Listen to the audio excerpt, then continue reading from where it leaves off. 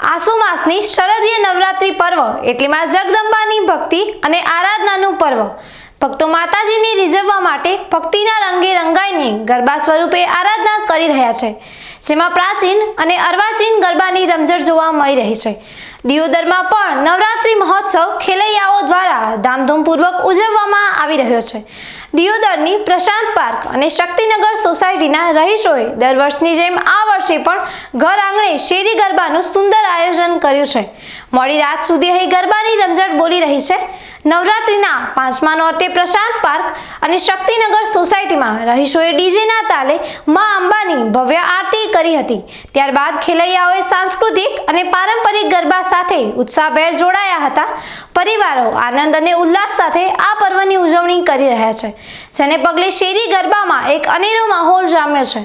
આયોજક મંડળો દ્વારા દરેક શેરી ગરબામાં પૂરતી વ્યવસ્થા કરવામાં આવી હોવાથી ખેલૈયાઓ સુરક્ષિત અને ઉત્સાહપૂર્ણ વાતાવરણમાં નવરાત્રીના પર્વને માણી રહ્યા છે।